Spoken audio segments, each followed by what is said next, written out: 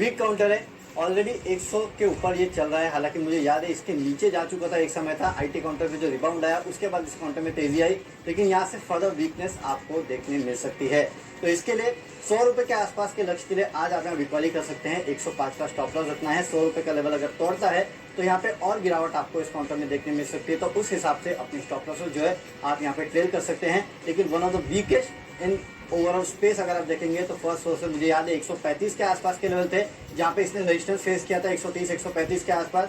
वहां से जो गिरावट शुरू हुई थी, ये काउंटर 100 रुपए के नीचे जा चुका था, फिर से 100 रुपए के आसपास सेट कर रहा है। फिर से बिकवाली के मौके आपको यहाँ बनते हुए दिखाई दे सकते हैं। इसके लिए 100 रुपए के लक्ष्य के लिए यहाँ पे आपको बिकवाली करना है। अब चलते हैं अगली कैटेगरी, जो कि फंडामेंटल कैटेगरी और फंडामेंटली एक काउंटर है कार्बोरंडम यूनिवर्सल। यहाँ पे आप खरीदारी कर सकते हैं। इस कंपनी के बारे में तो सबको पता है और ये कंपनी क्या करती है वो भी पता है, लेकिन पिछले कुछ दिनों से मैं देख रहा था कि स्ट्रॉन्ग हैंड जो है इस काउंटर में लगातार बाइंग कर रहे हैं। मंडे के ट्रेडिंग सेशन में मेरे ख्याल से इस काउंटर में काफी बेहतरीन अप्रूव देखने मिला। कल भी करीब 1.5-2% के आसपास की तेजी जो है इस काउंटर में देखी गई थी और अच्छे वॉल्यूम के साथ जो है इस काउंटर में खरीदारी हो रही है।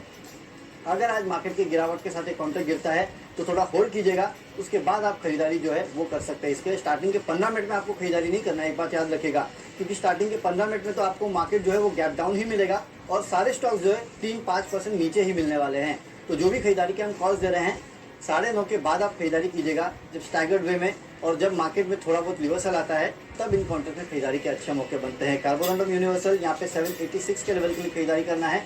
740 का आपको एक stick stop loss base counter में रखना है। बिल्कुल, पिछले फंडा पिक के हिसाब से कार्बोरंडम यूनिवर्सल ये पसंद आ रहा है वरुण को, और मेरी तरफ से स्टॉक मैंने चुना है आइशर मोटर्स का एज ए फंडा पिक। इनफैक्ट ऑटो स्पेस पर तो हमारी लगातार यहाँ पर कवरेज बनी हुई है, और अब आप देखिए पॉजिटिव ब्रोकरेज रिपोर्ट भी आती हुई दिख रही है जेफरीज की तरफ से।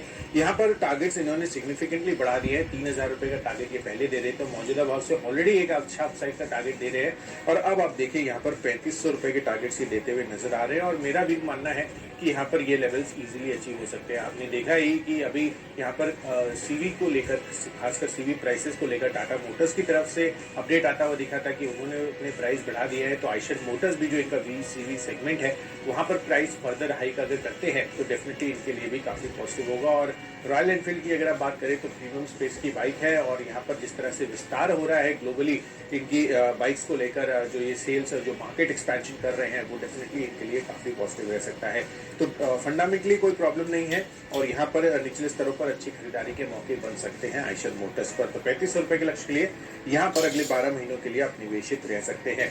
इनफैक्ट एक और ऑटो इंश्योरेंस स्पेस ये मुझे काफी पसंद आ रहा है निवेश के लिहाज से, एसकेएफ इंडिया, यहाँ पर खरीदारी करने की राय है। आप देखिए यहाँ पर बॉल बियरिंग कंपनी बनाती है, और जिस तरह से यहाँ पर स्टील की कीमतों में गिरावट आती हुई दिखी है भारत में, तो डोमेस्टिक स्टील प्राइस की कीमतों में गिरावट का क्लियर कट फायदा एसकेएफ इंडिया को भी मिलता हुआ दिख सकता है। इनफैक्ट ये स्टॉक अभी पहली बार मैंने नहीं दिया है, पहले भी आपको ये चीज़ बताई है। शैफलर इंडिया एक और काउंटर है जो मैं अपने रेडार पर रखता हूँ, और आपको यहाँ पर मैंने रिकमेंडेशंस भी दी है पहले। बट लार्जली अगर आप देखें तो कल के सत्र में भी 3-3.25% का मूव इस काउंटर ने दिखाया था, और ऑटो एंसिलरी स्पेस पूरा का पूरा अगर आप देखें तो एक बैटरी लो नजर आ रहे हैं। तो यहाँ पर डेफिनेटली नजर रखिए और निवेशित रह सकते हैं आप लंबी अवधि के लिए। 4200 रुपए के लक्ष्य में देख रहे हैं। चलिए, मेरे तरफ से निवेश का काउंटर है यहाँ पे एक ऑटो काउंटर है बेसिकली, और अशोक लेलैंड, और ये पहले बार हम आपको ये काउंटर नहीं दे रहे। मुझे याद है इसके पहले नवंबर दिसंबर में भी मैंने आपको ये काउंटर दिया था, उसके बाद जनवरी फरवरी में जब ये काउंटर 120 सेट कर रहा था भी हमने आपको कहा था कि इस काउंटर में आपको निवेश करना है। और देखिए 145 के लेवल तो ऑलरेडी स्टॉक दिखा चुका है।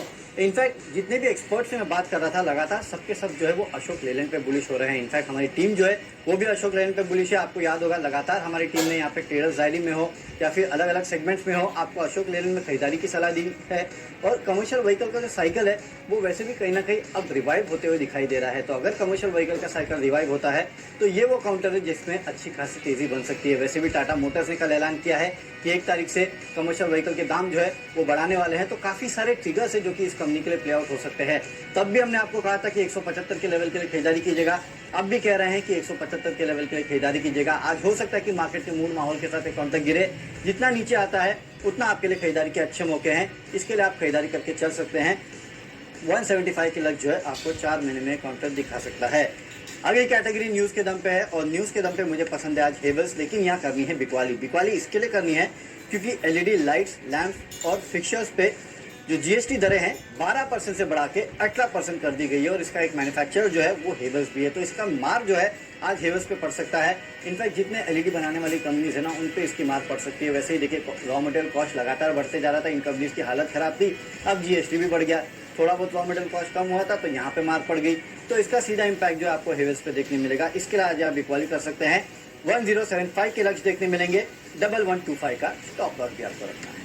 बिल्कुल, तो जीएसटी बड़े फोकस में रहने वाला है। काफ़ी सारे प्रोडक्ट्स, काफ़ी सारे सेक्टर्स जो हैं ये अब फोकस में आते हुए दिख रहे हैं। जिस तरह से यहाँ पर अक्रॉस द बोर्ड आपको प्राइस इनफैक्ट जीएसटी इंक्रीज आती हुई दिखी है। तो अपोलो हॉस्पिटल्स ये स्टॉक मैंने चुना है, इसके जुलाई फ्यूचर्स में आप बिकवाली करके चलिए। दरअसल यहाँ पर भी एक अपडेट आता हुआ दिख रहा है जीएसटी रिलेटेड, जहाँ पर हॉस्पिटल रूम्स आईसीयू के अलावा जो है जिनका डेली रेंट करीब 5,000 रुपये है, वहाँ पर इन्होंने 5% विदाउट आईटीसी होता हुआ दिख सकता है। तो जीएसटी रेट में जिस तरह के बदलाव आते हुए दिख रहे हैं हॉस्पिटल रूम्स रिलेटेड, मुझे लग रहा है कि अपोलो हॉस्पिटल्स उस वजह से गिर सकता है। तो जुलाई फ्यूचर्स इसमें बेच कर चलिए। 3720 रुपये के टारगेट के लिए 3875 रुपये हायर साइड पर आपका स्टॉप लॉस भी बनना चाहिए। तो चलिए, हमने आपको खबरों के दम पर भी स्टॉक्स बता दिए हैं, पर एक और आखिरी कैटेगरी बाकी है। माई चॉइस की 3-3-6 स्टॉक्स हम आपको देने वाले हैं एक ब्रेक के बाद।